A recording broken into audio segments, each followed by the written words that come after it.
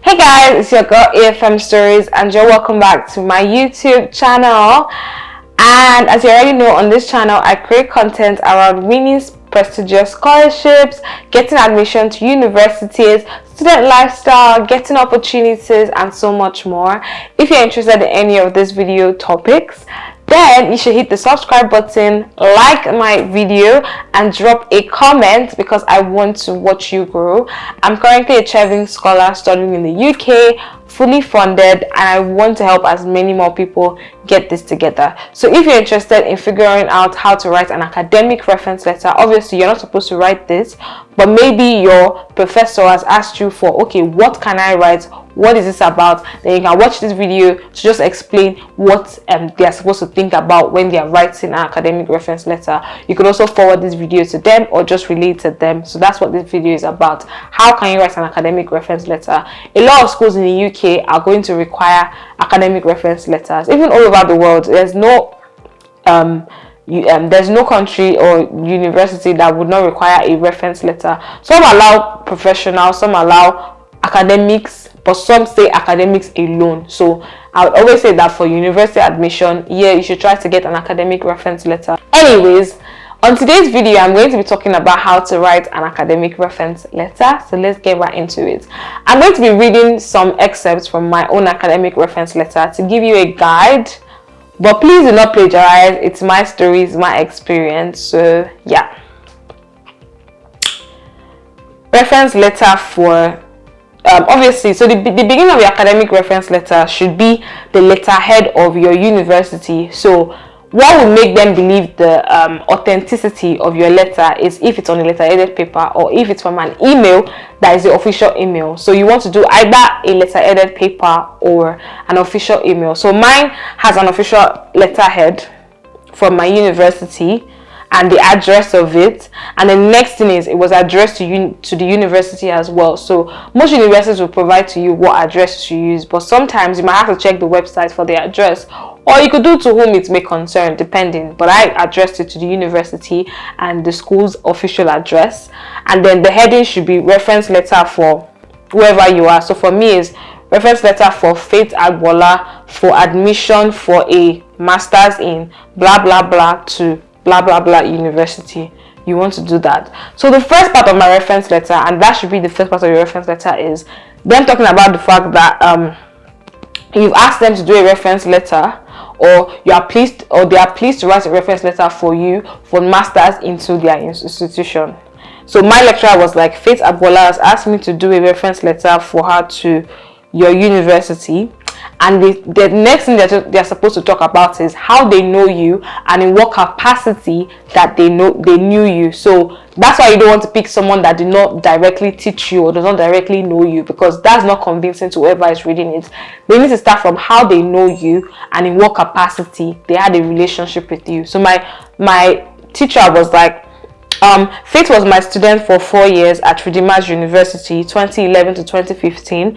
I taught her as a lecturer and had access to her results in my capacity as the head of department in the History and International Relations department. That was my first degree. So that's the first thing they talk about. Or maybe yes, academic reference I'm talking about. So yeah, that's it.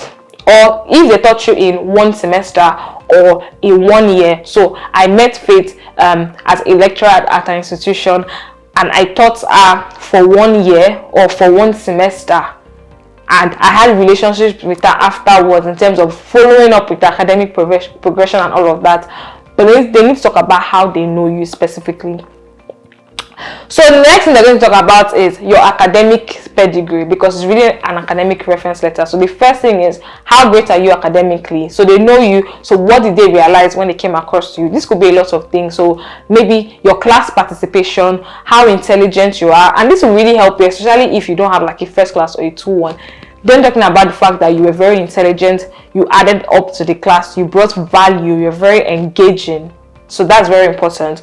And if you had great grades, they can talk about your grades as well. It's just about them projecting you as someone that can handle academics, whether you had a good grade or not. But mine, I had a very good grade, so that's what he said.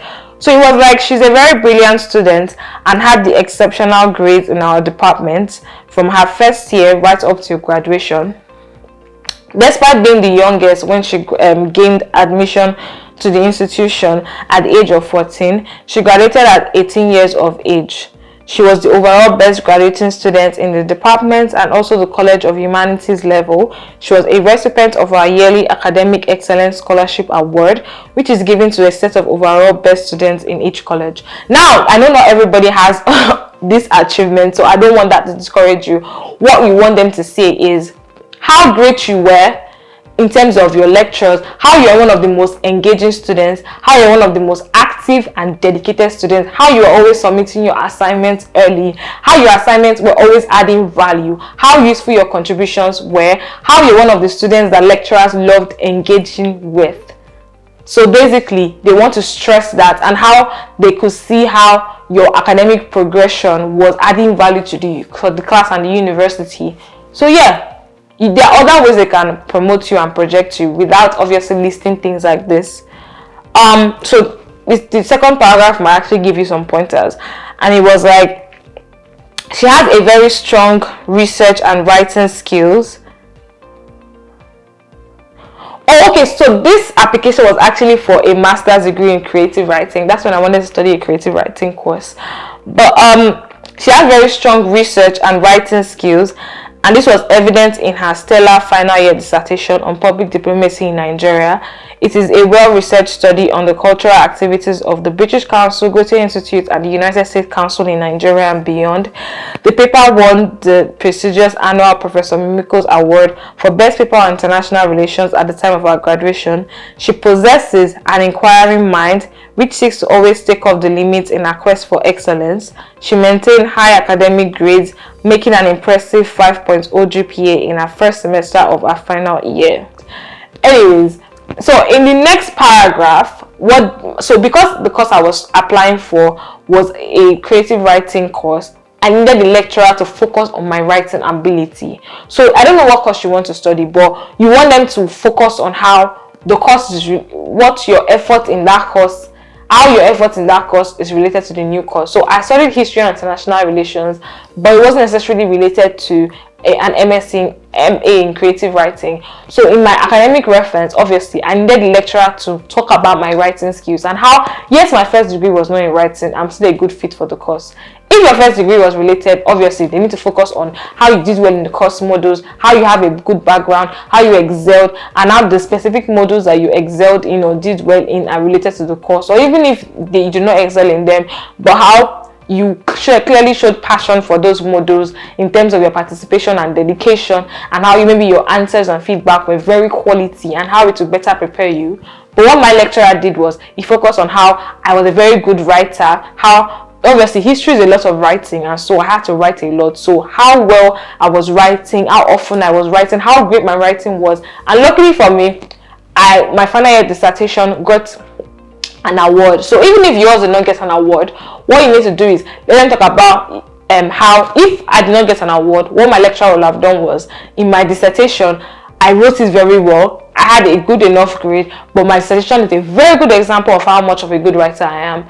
So it's just about how your lecturer can really promote you in a good light to them. So academically, what they want to show is how your background makes you a good fit for the course, how you excelled in your background, even if it's not related to the course, but how from you excelling in that background, you can excel in anything. They won't focus on your research skills because it's a master's degree course. So how great your research skills were, how dedicated and committed you are to academics, how great you are at participating in class and all of that.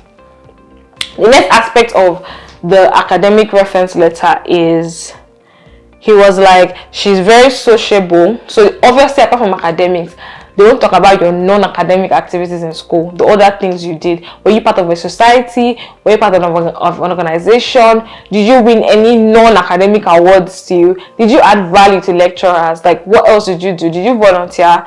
They want to talk about that as well, and how you're a well-rounded student. So they talk about he talked about the fact that she's very sociable and mixed well with her colleagues. She participated in diverse extracurricular activities, including dancing, theater production, and carnivals in school. With her intelligent questions and responses, excellent assignment results, and strong academic track records, she's definitely a well-rounded student. So everybody is different, my biggest strength was my academic abilities, but yours could be others. It could be research, it could be you being a well-rounded student, it could be you being doing specifically well in specific courses. You want your lecturer to talk about your strengths. See, irrespective of your grade, there's always a great way to project yourself. So that's very important, because I know that there are certain people that some schools require academic reference, and even though they did not do well, they still need an academic reference. So your lecturer can still project you in a good light even when you don't have a very high grade. It's just about how they talk about it. So another thing he said was, interestingly, they could also talk about how you were even a leader in your course, how you were a team player. So interestingly, she often led group projects, discussions, and showed great leadership skills in ensuring successful completion of academic group projects and assignments. I view her persona, so that's the final paragraph, as a goal-oriented woman, as a goal-oriented individual. I have no doubt that she will excel in her chosen career path.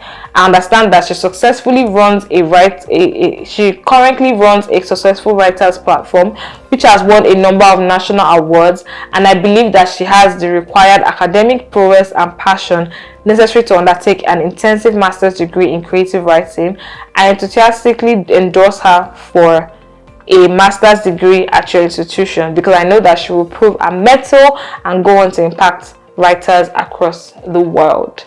So basically, he ended it with, yes, I'm good academically, but what else am I doing beyond academics? So what my passion is, what I've been doing. So he added some of the new things I've done after school, all the things that can make me better, and then he merged everything together.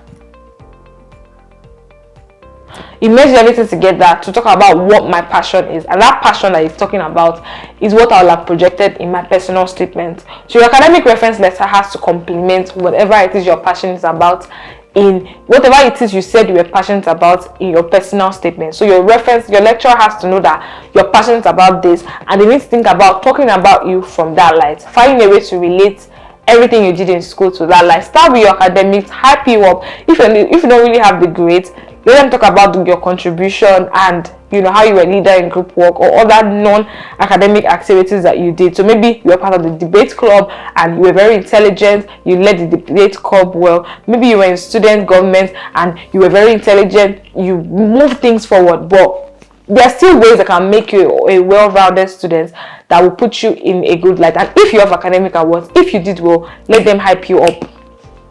That's very important. And then let them not talk about a passion that is not consistent with what you said in your personal statement. That's very important. Let your lecturer know what you're doing, what you're interested in, and remind them of how you were doing those things while in school. And I hope that this is going to help you. Afterwards, obviously, he put thank you, his signature, and his full name, and his profession, and what he does and all of that. So you want all of that to be there as well. Your reference letter has to have either a letterhead with ways to contact them, so phone number and address, and or from an official email address. If it's an official email address, they want to put their number there so that they can contact them.